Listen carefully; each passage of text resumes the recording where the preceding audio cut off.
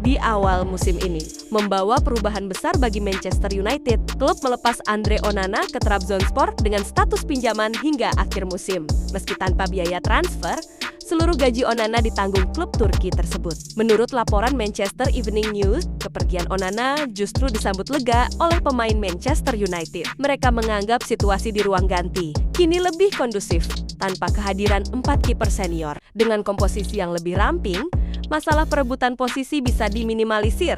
Jadi, gimana? Onana bakalan balik lagi nggak nih? Nama Noni Madueke tengah mencuri perhatian setelah tampil gemilang bersama Arsenal. Winger berusia 23 tahun itu terlihat jauh lebih berkembang dibandingkan saat masih berseragam Chelsea. Kepindahannya ke Emirates Stadium menelan biaya 52 juta pounds. Keputusan itu langsung memicu spekulasi bahwa The Blues bisa saja menyesali langkah tersebut. Di bawah asuhan Mikel Arteta, Madueke tampil lebih matang dan konsisten. Madueke langsung tampil produktif. Ia menempati posisi ketiga dalam catatan peluang tercipta per 90 menit dengan angka 2,76 dan persentase dribble sukses, yaitu 58,3%. Di samping itu, mantan klub Madueke, Chelsea berusaha menutup lubang yang ditinggalkannya dengan mendatangkan beberapa pemain, seperti Garnacho. Sayangnya, sang pemain masih sering menunjukkan permainan inkonsisten di klub barunya ini. Jadi Chelsea nyesal nggak nih jual Madueke ke Arsenal? Manchester United tengah diterpa tekanan besar akibat performa mengecewakan di bawah kendali Ruben Amorim. Pelatih asal Portugal itu belum mampu menunjukkan hasil positif sejak menggantikan Erik ten Hag di kursi manajer. Amorim menandatangani kontrak berdurasi 2,5 tahun pada November 2024 dengan bayaran 6,5 juta sterlin per musim atau sekitar 132 miliar. United bahkan harus merogoh kocek hingga 9,2 juta sterlin. Sekitar 187 miliar hanya untuk menebusnya dari Sporting. Apabila manajemen memutuskan untuk berpisah sebelum 1 November mendatang, atau tepat 1 tahun masa baktinya, United wajib mengeluarkan kompensasi sebesar 244 miliar. Belum termasuk potensi tambahan untuk staf kepelatihan. Jadi, United harus mikir 2 kali nih pecat sang pelatih. Lanjut ke rival United, Liverpool harus menelan kekecewaan setelah transfer Marc Guehi dari Crystal Palace batal di detik-detik akhir bursa musim panas.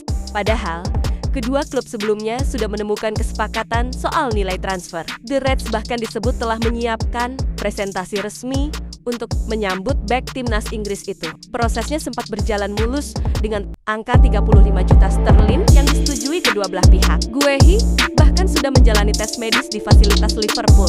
Namun, situasi berubah drastis setelah Palace memutuskan menghentikan proses tersebut. Arne Slot menanggapi kegagalan transfer Guehi dengan nada tenang. Ia mengakui rasa kecewa, tetapi tetap menekankan bahwa sang bek berada di situasi yang positif bersama klubnya saat ini. Ia juga menambahkan, Januari akan kita coba lagi, dan ia sambil tersenyum. Berita menarik selanjutnya, mantan penyerang Premier League Charlie Austin turut mengomentari situasi Ruben Amorim di Manchester United. Ia menilai jika sang pelatih nantinya dipecat, sosok Zidane akan menjadi pengganti yang pas untuk setan merah. Buruknya performa United itu membuat sejumlah pihak menilai setan merah perlu memecat Amorim. Beberapa nama manajer top juga mulai dikaitkan dengan sang klub. Dalam wawancaranya di Manchester Evening News, Austin menilai bahwa Amorim memang layak untuk dipecat. Saya rasa dia Amorim harus pergi dari klub. Dan jika saya yang berwenang untuk memutuskan siapa pelatih baru United, maka saya akan memilih Zidane, ujar Austin. Lagi-lagi dari United, legenda Manchester United Paul Scholes kembali mengomentari aktivitas transfer United di musim panas ini. Ia mengaku tidak habis pikir. Mengapa setan merah tidak mendatangkan kiper Gianluigi Donnarumma? United sempat dikaitkan dengan beberapa kiper top seperti Emiliano Martinez dan Gianluigi Donnarumma. Namun, mereka akhirnya memilih untuk mendatangkan Sean Lemans dari Royal Antwerp. Keputusan United itu membuat Scholes bertanya-tanya. Ia menilai Donnarumma merupakan opsi yang jauh lebih baik dibandingkan Lemans. Ia menilai kiper asal Italia itu merupakan salah satu kiper terbaik dunia dan seharusnya United mendatangkannya ke Old Trafford. Berikut hasil Liga Champions tadi malam. Anak asuh Pep Guardiola melanjutkan tren positif di Liga Champions tadi malam.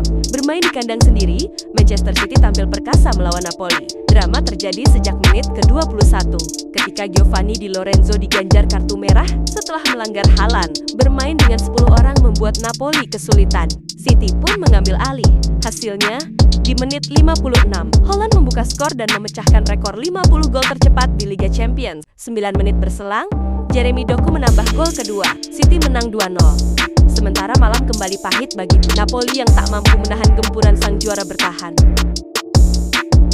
Di pertandingan lain, di St. James Park menjadi saksi bisu keperkasaan pasukan Katalan. Newcastle tampil penuh energi di babak pertama, tapi peluang demi peluang gagal jadi gol. Barcelona bangkit setelah jeda, dan Marcus Rashford jadi pahlawan. Sundulannya di menit 58 membuka skor. Lalu 10 menit kemudian, mantan penggawa United itu menggandakan keunggulan. Newcastle sempat memperkecil lewat Anthony Gordon di masa tambahan waktu.